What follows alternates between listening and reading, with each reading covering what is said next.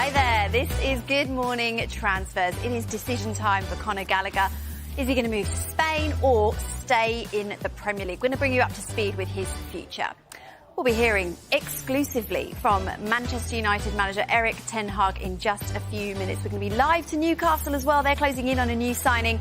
And West Ham fans, you must be getting pretty excited. There could be 3 new players coming to your club. Updates on the way. Well, before we get to all of that, let's quickly update you on some of the latest transfer stories. Fulham have made an improved £20 million bid for Scott McTominay. Now, if it does fall a bit short of Manchester United's valuation, but it's understood that the club would be willing to compromise on price and do a deal in the region of 25. Crescencio Somerville will have the second part of his West Ham medical this morning ahead of a transfer from Leeds. Chelsea and Atletico Madrid are waiting on a decision from Conor Gallagher after agreeing terms for the midfielder. Elsewhere, Celtic have confirmed the signing of Bernardo from Benfica. They've negotiated a lower price than what was in the loan-to-buy agreement last season. Leeds, Burnley and Sheffield United are all interested in taking Crystal Palace's Jason Rak-Saki on loan, with Southampton still also in talks over a permanent deal for him. Bristol City are hopeful of signing Burnley midfielder Scott Twine before their first championship game of the season. So if you're out and about, don't forget you can keep up to date with all of the latest transfer news. We've got a dedicated Transfer Centre blog. Just scan the QR code on the screen right now. So plenty to come, but first we start at Manchester United, who are going through a period of transition with new coaches joining and a fresh structure in the boardroom. The club currently in America on that pre-season tour, and speaking exclusively to our senior reporter Melissa Reddy, manager Erik has opened up on a wide range of topics, including potential transfers. Erik, it was a very difficult last season, a very uncertain summer. But there seems to be a different feel, look, vibe around Manchester United this pre-season. It's been very positive and energetic. It is. And we are in a project and we winning 2 trophies, but we want to build on. And we need then the right energy. We need the right spirit and vibe and good ideas to make this happen.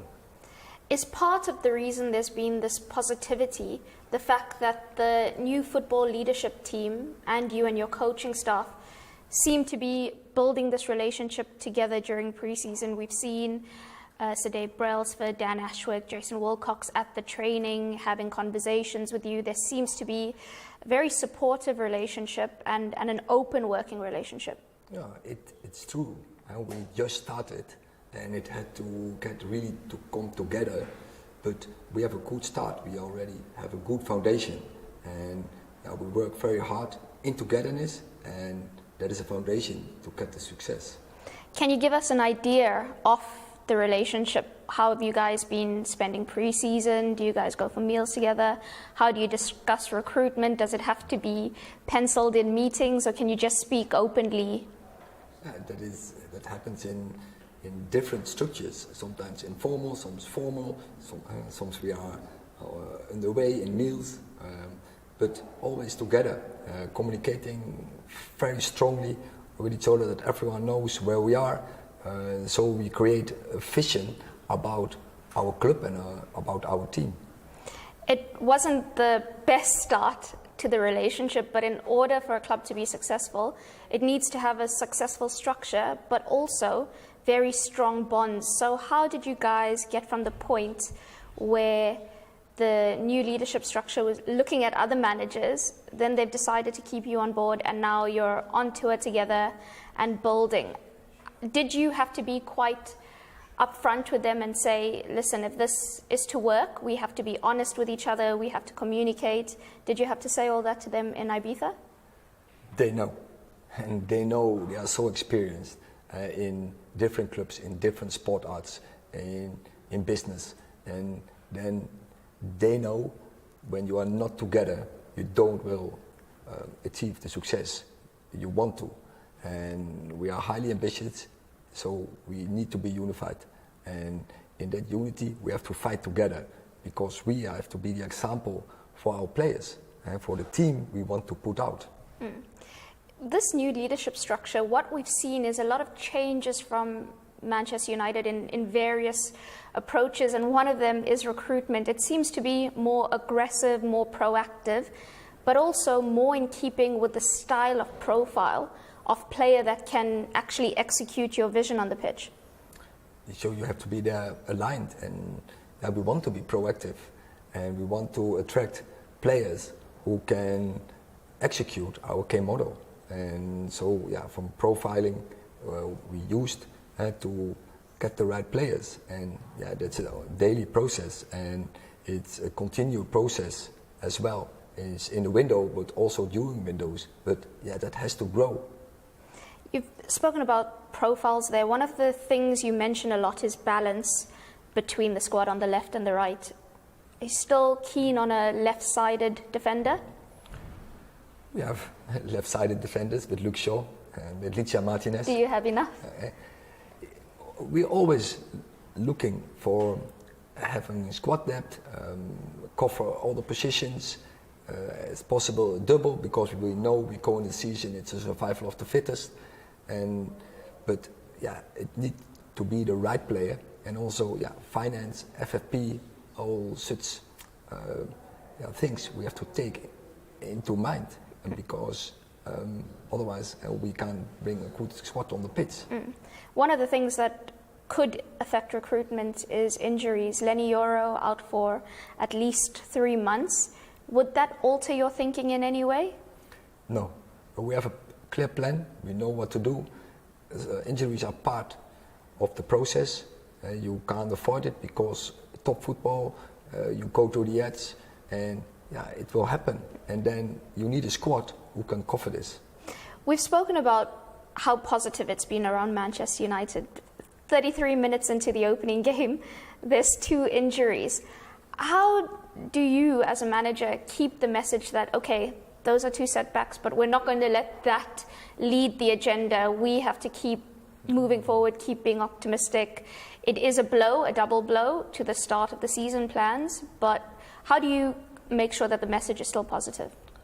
Because we know what we are doing, in what direction we are moving, and so we know exactly the leadership, the coaching staff, the players, where we want to go. And setbacks is also part from the process, but we have to be ready to deal with the setbacks, and we need a plan underneath who can cover these setbacks.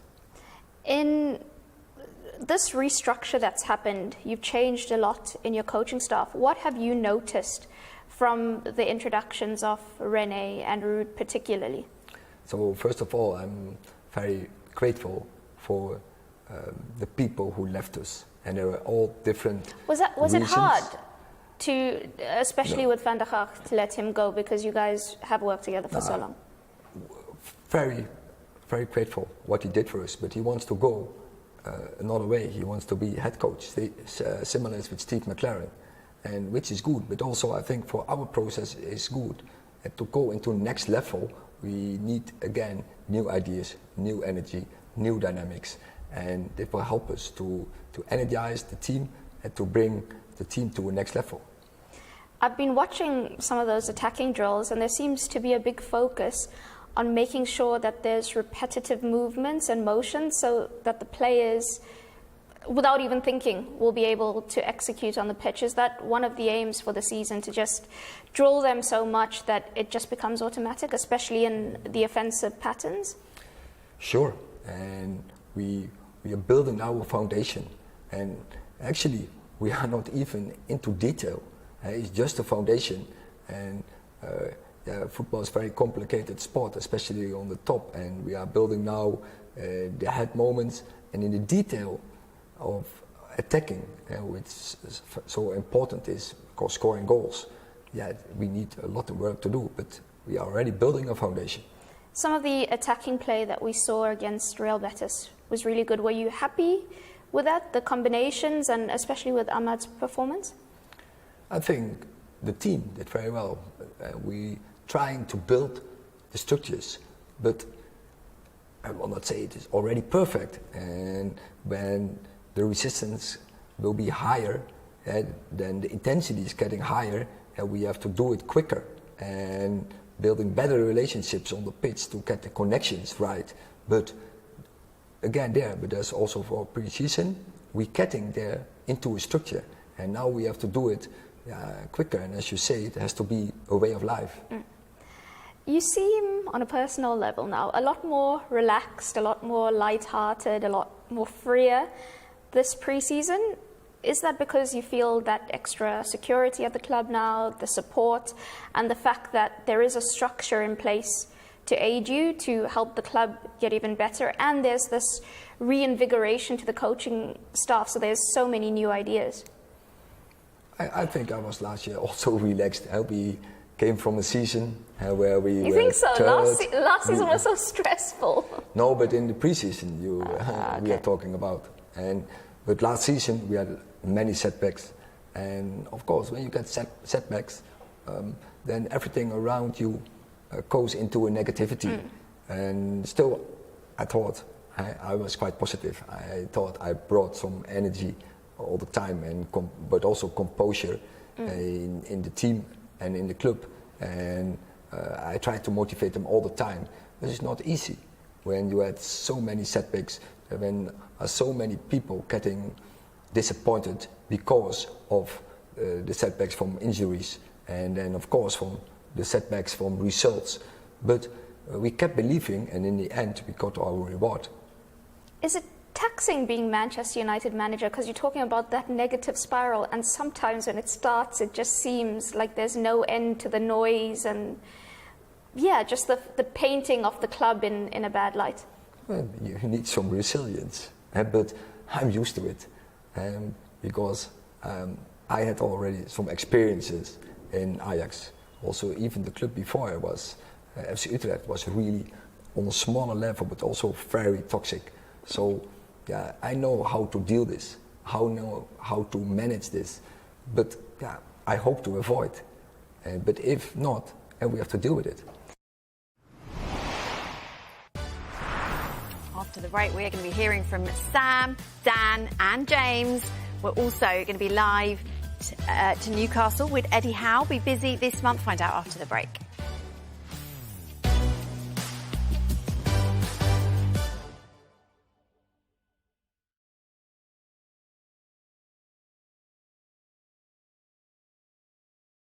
Big names as yet, but as you rightly say, we broke the news yesterday that Newcastle were in, or are in, should I say, advanced talks with Sheffield United over their forward William Ula, a Danish under-21 international. He's played a number of first-team games for Sheffield United in the Premier League last season, and Newcastle have pretty much agreed, they're close to agreeing a £10 million move for the forward, with a potential £5 million in add-ons should he reach certain criteria. So that is a player that we expect to arrive here at St James's Park in the coming days. And look, is he one for the first team? I think he certainly is one who will train with the first team and be involved in first team squads, perhaps on the bench to start with. Newcastle may look to loan him out. He isn't an academy player. Newcastle have brought in a number of academy players already this summer, but the amount that they're paying for Ula would suggest that he will go into Eddie Howe's first team squad and be an option up front for them. They're a little bit light at centre forward. They only have Alexander Isak and Callum Wilson there. Wilson, of course, injured with a back problem right now. So once Ula is pushed over the line, he will be another option to Eddie Howe in that forward area. So £10 million plus £5 million in add-ons. I do expect that one to be pushed through fairly quickly. And Keith, in addition to Ula, do you expect further signings? Yeah, look, I think they will get the chequebook out. Look, it has been slow for them. I think part of the problem there's been big changes behind the scenes at the football club. Amanda Staveley, one of the co-owners, of course, left just a couple of weeks ago, sold her shares.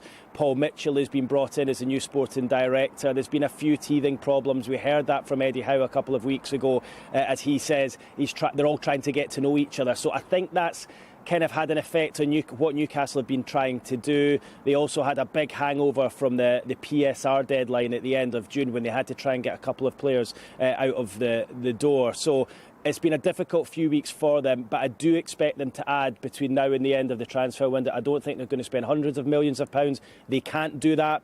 But look, I think they will bring in a top-class centre-half. They've been holding talks with AC Milan over there. German international defender Malik Chow, his agent, came out a couple of days ago and told us that no agreement is in place, but clearly talks are taking place behind the scenes. And their key area that they want to add in this summer is in the right forward area. They only have Miguel Almiron in that position. I still think there's a chance that the Paraguayan could be sold this summer. A couple of weeks ago I was reporting saying that they're in talks with a Saudi Pro League side. I think that still is the case. Almiron could go, and that leaves a gaping hole in that area. So I expect Newcastle to put the crux of their summer budget into that right attacking area and spend a fair chunk of money on that. They'll look to add a central defender. It just looks like it's unlikely that they'll get any players in time to make their debut against Southampton in the opening match of the season, but I do expect them to be active. It's difficult to put a figure on budgets. I get asked that all the time by Newcastle fans. How much does Newcastle have to spend this summer? I think it's in excess of £50 million. I don't think it's as much as £100 million. So look, I think a couple of signings will come in, and I think they'll be augmented with the likes of William Ula, a young player who can come in and help the first team squad in the weeks and months ahead. Okay, Keith, can I just bring the guys into the chat now as well? Do you think Newcastle have got enough to replicate the recent success, of recent seasons? Well, firstly, the one thing they did really well, they had those PSR issues which Keith mentioned, but they've held together some of the key players who we thought may be at risk of leaving the club in the summer, the likes of Alexander Isak, Bruno Guimaraes and Anthony Gordon. So it's great they've kept them together. They've strengthened their defensive options, which they've needed to because of all the injuries they've had there. Botman and Lascelles won't be ready to start the season, so Lloyd Kelly's come in. The one thing Eddie Howe and Newcastle fans will be praying for is there'll be no injury crisis like what they suffered last season because they were decimated. And I think one stat which really tells the picture is they conceded just 33 goals in the Premier League the season before last when they qualified for the Champions League. That's the same number as the champions, Manchester City. Last season, 62 goals in the Premier League. That shows how much they were affected by those defensive injuries. And let's bear in mind, this season you expect the likes of Joe Willock, Nick Pope and Joel Linton to be available for more matches. So I think the squad looks really strong. Keith mentioned that area on the right flank. That's where they'll probably look to strengthen, though Murphy's looked really impressive in pre-season, it must be said. But I think they're looking in a really good place to do better than what they did last season, because last season they simply did well to get in the position they did, considering all the injuries they suffered. OK, let's get back to Keith now. We're thinking here, could it be a nervy couple of weeks in terms of keeping hold of key players when you think of the likes of Anthony Gordon, for example?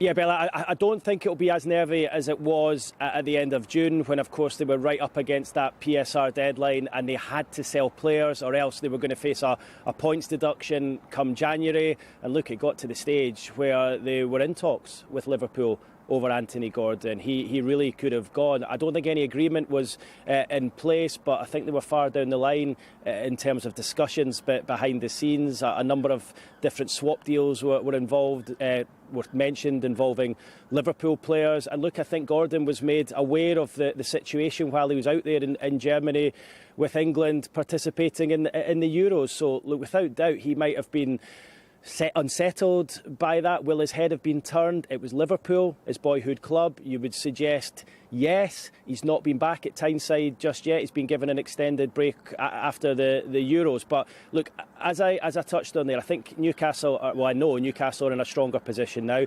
They don't have to sell. Eddie Howe is desperate to hold on to his big name players. Gordon, Alexander Isak, Bruno Guimaraes, Joe Linton, who of course he just gave a new contract to recently. I think he feels that if he can keep the four of these guys fit and firing, as James says there, without the distraction of European football, without all those additional fixtures, he feels that Newcastle can be up there and trying to get into that top four and qualifying for the Champions League again. If he can keep them fit, playing every weekend without all these midweek games to contend with, I think Newcastle have got a chance of competing at that top end of the season again. So he wants to keep his key players there, while they almost lost one of them at the end of the PSR deadline. And it was last resort, absolute last resort, to lose someone like that. But they did not want to face a potential 8 or 10 point deduction. So they probably felt they had to do that. Instead, they sold Elliot Anderson to Nottingham Forest. They sold Yankuba Minteh to Brighton, managing to bring in fees combined of £65 million, meaning they won't face a points deduction. And at the same time, they've held on to Gordon, they've held on to Isak, they've held on to Bruno Guimaraes. So they are in a stronger position. Although they don't have a huge amount of money to spend, as I touched on a moment ago, I think the last thing they'll want to do is sell someone like Gordon. Yes, they could bring in round about £80-90 million. That will give them money to spend, but it will leave them in a much weaker place on the pitch because they're losing someone who knows the workings of the football club, was amazing for the team last season in terms of his goal involvements, and I think it would almost be like 2 steps back to take 1 step forward. So in short, I expect Anthony Gordon, despite the fact the interest from Liverpool is still there, I expect him to remain at Newcastle this summer, and I think Newcastle will try and attack this season with all those star players remaining this summer. Will his head be turned? Keith, you've definitely been watching Love Island, haven't you? 100%. OK, look, just finally, there's been a lot of speculation around Eddie Howe and his future. You spoke to him not so long ago in Germany. What do you think? Do you expect him to stay despite the links to England? Look, one man who definitely won't have watched Love Island is Eddie Howe. I can tell you that. I don't think Eddie Howe watches television at all, to be honest. He's so engrossed in his job at Newcastle United. And look, it was 2 weeks ago today that I spoke to him out there in Nuremberg at the Adidas headquarters, where, of course, Newcastle were on pre-season training. And look, it was a very different Eddie Howe I spoke to that day than I ever have done before. I don't think it was because of the England situation. I don't think it is because England are interested in his services. I think he's pretty cool about that. I think he's chilled about the situation. I think that was because what was happening behind the scenes at the football club, and he wasn't really made aware of everything. A new sporting director came in the shape of Paul Mitchell. He didn't know too much about it, and I think there was a little bit of nervousness and worry on Eddie Howe's part that some of his power when it comes to transfers, recruitment might be taken away. I think that's why he was like that then. With regards to England, no, I expect him to remain at Newcastle. I think he still feels he has an unfinished business here. It's a huge project. He loves the day-to-day working on the training ground with the players. He said that time and time again. And I just think at his age, 46 years old, I think the England job will be offered to him again. I don't think it's now or never for Eddie Howe. I think that opportunity will come. It's a very small pool of managers that you would suggest the FA are looking at to take that position moving forward. And I think his time will come again. His opportunity will be there in the years ahead. Look, I think he will be flattered by that interest like anyone would. And while there's that slight element of doubt, because until that offer is put in front of you in terms of a contract, you don't know exactly what you're going to do. But I think Eddie Howe is settled here at Newcastle. He loves the project. He loves working at the football club. And he's really looking forward to this season ahead, as I touched on earlier, because he feels with all those players fit, and he's got a few more coming back from injury as well, with a couple of new additions between now and the end of the transfer window at centre-back and right wing. And I do expect Newcastle to get the players in that they want. He feels they can really make inroads this season. And his dream, of course, is to bring some silverware to this football club. And what an opportunity he's got this season with those players at his disposal and without European football to contend with. So look, Newcastle supporters, I think, getting a little bit twitchy because not a number of big signings have come in, and I think Osula's name mentioned yesterday had a few of them saying, you know, like, who's this guy? He's not played too much in the Premier League. But I think Newcastle, they're not just looking to today by trying to bring in the big name players, they're also looking to tomorrow as well, and perhaps someone like William Ula is someone who maybe in a year or 2 years down the time 2 years down the road could make an impact in the first team squad. So interesting times. It's been a slow summer for them, but as I say, I do expect between now and the end of the season to get those 2 players in, and it'll be 2 players who come into the first team, the first 11, and they'll improve that first 11, and there's a lot to be said for that. Keith, thanks ever so much. We'll speak to you soon. Cheers. Just bringing you guys in, where else do you think Newcastle need to strengthen? What else do they need? I think Keith's right. I think they're pretty well set. As you'd expect, Keith probably hit the nail on the head in terms of a centre-back and a right winger, because they've got Gordon and Barnes for the left. You have one of them on the right. I think Newcastle lose something. It's not their strongest position. I think not having Europe will be massive. It decreases the load on the squad. There was a huge load on the squad last season, and they obviously picked up a horrific amount of injuries throughout the campaign. You know, it wasn't sustainable for them last season. They were always going to struggle with those injuries, but they ended the season pretty well, and I think they're still an exciting project for players to join. So I think they're in a decent place at the moment, Newcastle. I wouldn't expect them to go mad, like Keith says, but I do think not being in Europe, that'll enable them to focus on the Premier League, and I think that might be a good thing for them this time round. Yeah, and I think it decreases the pressure as well. I think when they got Champions League football, everyone almost didn't know what they were going to do, but for the fans and even the management, I'm sure they're looking at the bright lights and seeing what they're in, and they're making sure, or thinking, we need to get European football again. And then when the injuries came in, it's like they were facing an uphill battle. But now they've got their squad, the injured players coming back in, and when you look at their squad, they've got quality players. And like you said, if they're able to keep all of these great players and knowing what it takes to achieve European football, I think they'll be fine. Obviously, like you said, adding a few players that, add quality, add depth to their defence and their right wing. But they've got a really good squad to achieve big stuff this season. The biggest thing for them, sorry, Jones, the biggest thing for Newcastle was the fact that this window they haven't lost the big players. The losses that they've had are acceptable losses, players that didn't really feature in the first team all that much. So I think for Newcastle, whatever happens in terms of incomings now, I think the biggest thing that could happen for them is that they've kept hold of their players of real quality, and that's what they've done. I still think there is a potential issue at striker there. Alexander Isak was remarkable last season and the season before, but Callum Wilson started just 9 Premier League matches last season because of injury. He's going to miss the start of this season as well because of an injury. Less than 12 months left on his contract. You wonder, if anything happens to Isak, will Wilson be there to replace him? Osula feels like a player for the future. Do they need somebody to come in and can be an option this season? Because Wilson isn't a player they can probably rely on, you wouldn't think. Gordon can play there, can't he? He's played some good football up top for the England under-21s. I think he's done it for occasion for Newcastle as well. So you can imagine him shifting there if they needed to, and Barnes coming in on the left. I think they've got a bit of flexibility, Newcastle. If people stay fit, they've got enough variety around their squad to kind of compensate if players are missing, I think. OK, thanks, guys. We've got loads more coming up on the show, including updates from West Ham and Chelsea. Will Conor Gallagher be heading to La Liga? We'll see you after the break.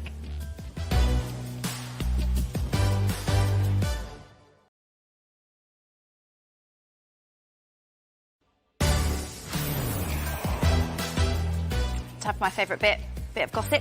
We're going to look at the stories that are making the back pages this morning. We're going to start with the Daily Express, the report that Tottenham is set to move for Bournemouth striker Dominic Solanke. Elsewhere, Fulham are among the clubs interested in signing Diego Carlos from Aston Villa. That one is in the Daily Mail. And finally, we were just discussing him. Newcastle winger Anthony Gordon is reportedly eager to join Liverpool if the chance arises this summer. That one in the Daily Star. Loads more transfer stories in Paper Talk. Don't forget you can read that on the website. Just scan the QR code which is on your screen right now. Who's tucked my chair in to make that more difficult for me? I'm back. That was definitely you. Someone is setting me up. OK, we're going to get to West Ham now. What a week it's been for the Hammers fans. Crescencio Summerville's having the second part of his medical ahead of a transfer from Leeds, while talks for Borussia Dortmund's Niklas Füllkrug are at an advanced stage as well. On top of that, they're also closing in on Aaron Wan-Bissaka's signing.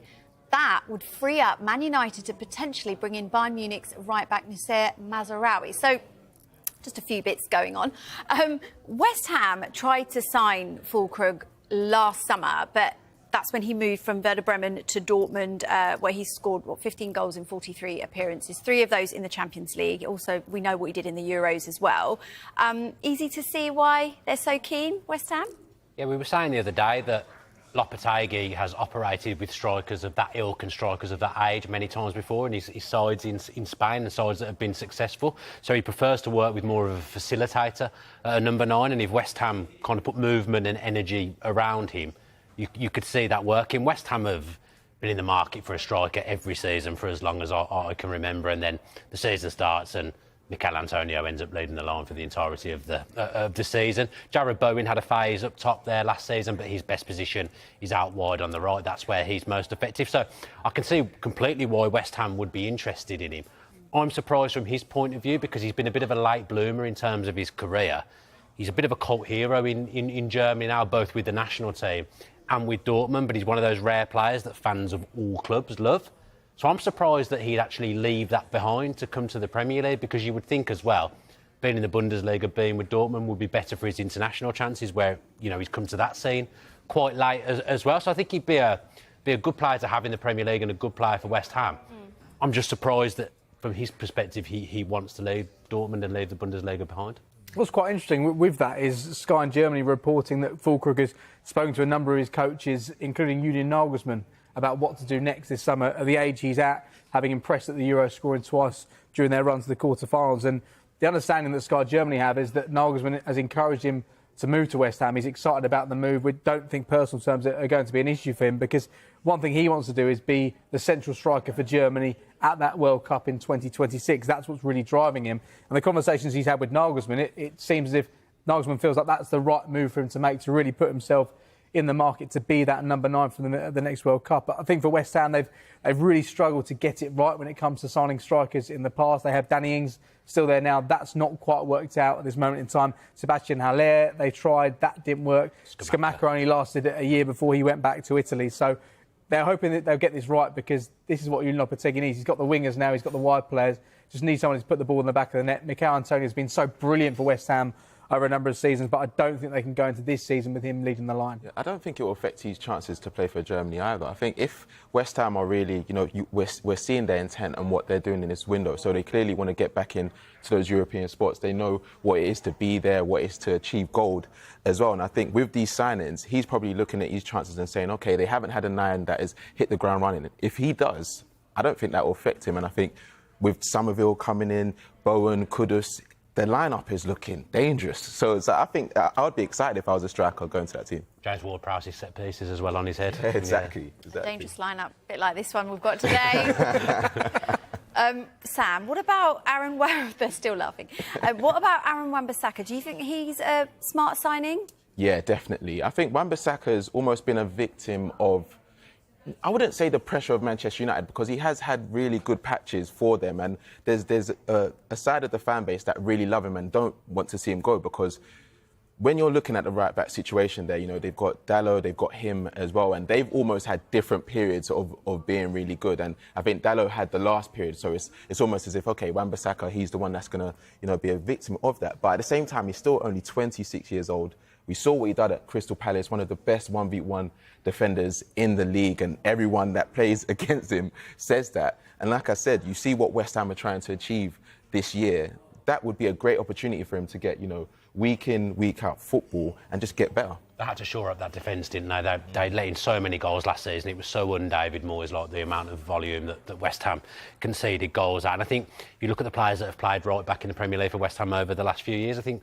people forget how good Wan-Bissaka is. I know Manchester United made a lot of mistakes in the transfer market, but they paid £50 million for him at the time for a very good reason, because he was an exciting young prospect at right back. His tackling's there for everyone to see. He's always been a good tackler.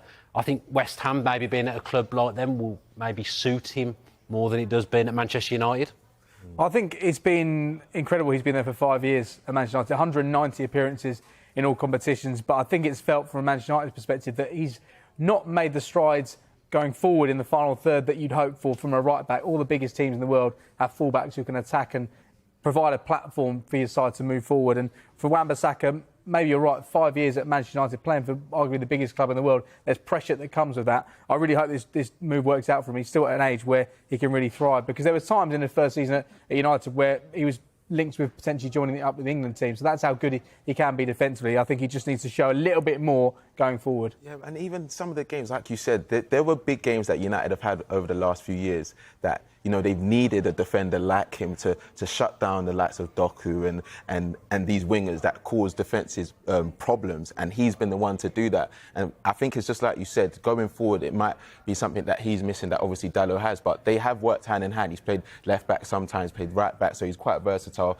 And again, he's still very young. So I think it'll be a good move for him. Do you think West Ham, there's a chance Lopetegui's played with a back three previously? I really think Wan-Bissaka would work as a right centre-back. OK, he's not progressive on the ball, but if you've got a flying right wing-back the other side of him and he can come across and do his wide defending, which is the bit he's good at, and then not have that pressure to come forward, I think he could really work in that role. All right, we've got Wan-Bissaka's fan club here, haven't we? No, I love it. OK, we're going to move on to Chelsea. It could be a busy end to the window for them. We're going to discuss Conor Gallagher first, of course. The fee's been agreed with Atletico Madrid, but a decision by Gallagher is still yet to be made. Sam, as I mentioned, Chelsea are waiting for Gallagher now. His current deal at Stamford Bridge runs out next summer. he and his camp need to decide what to do. He's considering his options. Where do you think he'll end up? It's a tough one because I said yesterday that he's the type of midfielder that can work anyway. He's kind of like an old school midfielder that's box to box. You know, he's aggressive. He gets involved in goals and assists. He's always available. He's proven this season that he's a leader as well by the way he works and the way he's aggressive. But I think that move to Atletico Madrid would be great for him. You know, Diego Simeone is the type of manager that suits him. You know, you're already seeing in the way he plays his football in the Champions League and La Liga. He loves players that on the front foot constantly, that know how to win the ball back, cover a lot of the grass as well. And I think he's 24 years old. They've got the average age of the midfielders is around 30. So a 24-year-old Conor Gallagher going to a side that wants to be back in that conversation of challenging for the Champions League and challenging for La Liga, I think it would be a great move for him. The words of a Chelsea fan who doesn't want him to go to Spurs there. Although I do agree. I think that'd be a great move as well. I do agree with you. Yeah, I think Spurs would be a great move as well, because when you look at their midfield, they almost need someone like him. But I'm also he's a Chelsea fan as well, so he's probably looking at that move and saying, does it make sense? You know, his family are talking to him. But again, these are teams that are in European spots that are challenging for trophies. So it's still exciting on his part because he's a young player linked with all these clubs. So it's better that he takes his time anyway, because this move is going to be really big for him. He turned down that contract offer with the option for another year as well. He turned down the offer of an extension. James, can you see why he would want to leave? Yeah, and Conor Gallagher's in a really strong position himself, because he's been spoken about, his future's been spoken about for the last 2 or 3 transfer windows, but now he's into the final year of his contract. He holds a lot of the cards now.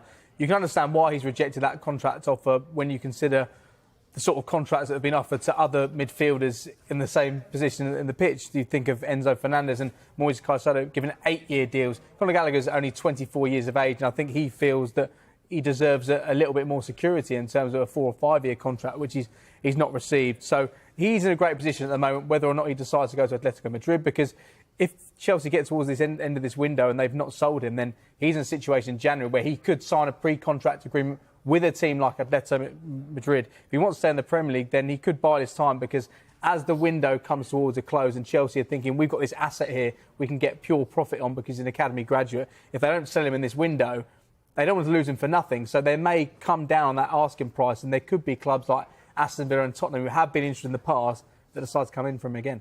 Yeah, just waiting for that decision, aren't we? A bit soon to call it a saga. Well, still to come, we're going to be looking at who needs to do business before the window closes. No signings at Liverpool yet. That could change, perhaps. Plus, the guys have got to work and they've picked out their transfer story of the week so far.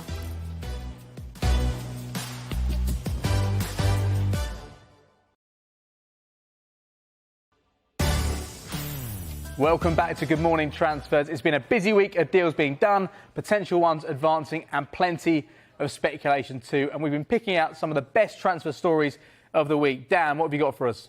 I don't know whether it would be described as best transfer story of the week. I think it's quite an upsetting one for Brighton fans. Someone who's been synonymous with the club, Pascal Gross, since they came to the Premier League. He's been there the whole way through, a really effective midfield player, probably one of the most underrated players in the Premier League in terms of what he's done over the last 7 or so years. Very good on the ball. Probably not the most mobile, but he's one of those players that just doesn't need to be because he's so good at everything else as a midfield player. For him, gets to go back to Germany. He's just kind of got into the German international setup as well, going to the club that he supports, Dortmund. It's a brilliant move for him, but from a Brighton perspective, a huge loss for many, many reasons. Just a player of that experience, someone who now knows the Premier League and knows the club so well. I think they're difficult boots to fill, but good luck to him. Been a really good player for Brighton in the Premier League. Absolutely, the first signing they made in the Premier League as well. He did a brilliant job for Brighton. Who have you gone for, Sam? I'm just going to say he was great for FPL as well. Yeah, so I'm going to miss him. good. I'm going to miss him. But I've gone for Dani Olmo to Barcelona. Obviously, they've submitted the second bid for around 50 million euros. And I think his story has just been amazing. You know, he obviously left them as a youngster to try and play more football, went over to Dinamo Zagreb for 5 years, then went to RB Leipzig.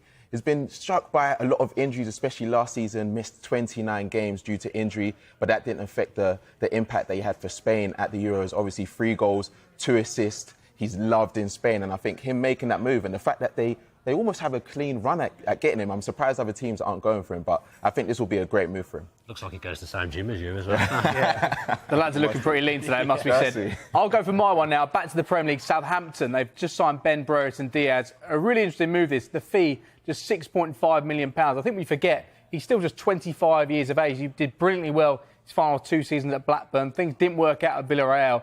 The reason why I think this is so exciting is because he showed what he could do at Sheffield United. 6 goals in 14 games in the back end of last season. You just think, what could he do if he doubles that next season or even triples that? What position that could put Southampton in? Because we know what Adam Armstrong did last season, 21 goals in the Championship. But when you look at his Premier League record, it isn't as encouraging. 4 goals in 68 in his time in the top flight. So he'll need a hand. Shay Adams has left the club. But I think with Ben Brereton Diaz coming in, I think they've really bolstered their ranks. And I think it's been an encouraging window so far. Newly promoted, the last side to come up by the playoffs. How are you backing their chance of staying up this season? I think they'll actually be quite good in the Premier League if they're able to make these kind of signings. You know, those gems that you normally see from these teams. I think they'll be all right. Obviously, they've had years of Premier League experience. So I think Diaz, like you said, if he's able to get the amount of game time and goals for them, I think they'll be all right in the Premier League. I think that's an upgrade. Him for Shay Adams. I thought he was really impressive for Sheffield United at the back end of last season. I think he's a very, very good presser, very energetic, which will suit Russell Martin's football. I think that's as good a signing as Southampton could hope for in that position. OK, you finished your little segment now? Back at the desk with me? I did. OK, we're going to look ahead now to next week, right? We've still got a few weeks to go, but which clubs need to do more in this window? I've gone for Fulham. Paulinho is a huge loss. They've got Sasha Lukic, who went into their midfield quite well last season, but we saw over the last couple of years, whenever Paulinho's missing, Fulham's results took a hit, but also the goals conceded took a hit as well. Obviously, you know, he's done what he's done in the Premier League for the last few years, and he's gone to Bayern, which sounds like a dream move for him, but that just leaves a huge hole in Fulham's midfield. The fact that they've lost Tosin as well, and we just saw they were linked with Villa's Diego Carlos, but that's 2 players kind of ripped out the core of their team. Fulham, I think the advantage for Fulham is that they've just got a really good manager, an underrated manager in Premier League terms. Marco Silva's done such a good job there that doesn't get talked about enough, but they're going to have to replace those 2 players because it significantly weakens them. I've gone with Spurs. I think they need to sign a striker. I think, obviously, Timo Werner joined them in January. Only 2 goals since then. But Richarlison actually had a decent goal-scoring season, scored 11 goals, but he had a spell out due to injury. Son played 23 times up front. And, yes, he scored goals there, but he's definitely more lethal out wide. So I think they just need to sign strikers. They've obviously been linked with Solanke, but Tony, he's available. I'm surprised they're not going for him. Well, Liverpool yet to sign anybody in this transfer window, and there's still the future of Trent Alexander-Arnold, Mo Salah and Virgil van Dijk. They're into the last year of their contract. I know Slot's keen to look at the current playing squad, still waiting for none of them to come back from the Euros and the Copa America. A new recruitment structure in place there. They've said it's not going to be hectic, but there is work that needs to be done. It is a really exciting squad, but it does need a little bit more star quality. They need to sort of that number 6 role as well. OK, well done. You've all worked really hard this morning. We're back for more at 12. Loads more coming up this morning as well. But Good Morning Transfers will be back at the same time on Monday at 9 o'clock. The team are going to be back for Transfer Talk at midday. And then, as usual, we have got 2 instalments for you of the Transfer Show. Full roundup of the day's news. You can catch those at 5 o'clock and at 7 o'clock. We'll see you at midday.